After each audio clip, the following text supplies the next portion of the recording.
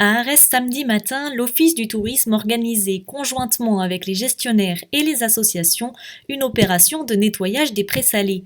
Plastique en grand nombre et résidus de navires de pêche ont été collectés. Et ce samedi matin, on s'est réunis donc pour faire une collecte de déchets sur notamment le port ostréicole et la réserve des prés salés.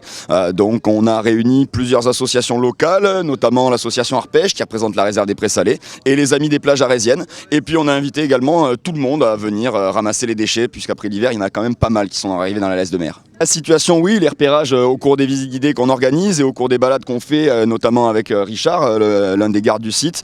Donc beaucoup de plastique et aussi beaucoup de matériaux de bateau, puisqu'il y a eu beaucoup de vent sur le bassin. Donc il y a beaucoup de bateaux qui ont chaviré, qui ont été emportés de leurs amarres et qui ont laissé partir des choses. Donc on a du petit et du gros objet, beaucoup de plastique, de bouteilles et après pas mal de bois, mais ça on va sans doute voir à se cantonner à ramasser surtout les déchets principaux, plastique, mégots, tout ce qui pollue vraiment. Il y a des impacts, les mégots, les petits morceaux de plastique peuvent être consommés par les animaux, notamment par les oiseaux, par beaucoup d'oiseaux marins quand ils flottent. Ils peuvent prendre ça pour des coquillages morts, pour des crevettes qui flottent à la surface. Ils les avalent, ils peuvent pas les digérer, ils peuvent pas les évacuer et ils finissent par s'affaiblir et finir au centre de soins ou morts.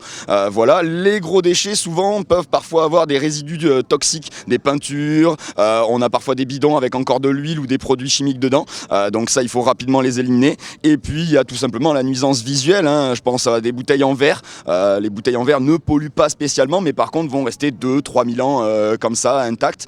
Donc il y a des animaux qui peuvent quand même se coincer dedans. Donc voilà les principaux dangers pour la faune. Alors en fait, d'une année sur l'autre, c'est très variable parce que ça dépend, pour nous ici, vu qu'on est au nord du bassin, ça dépend beaucoup des vents.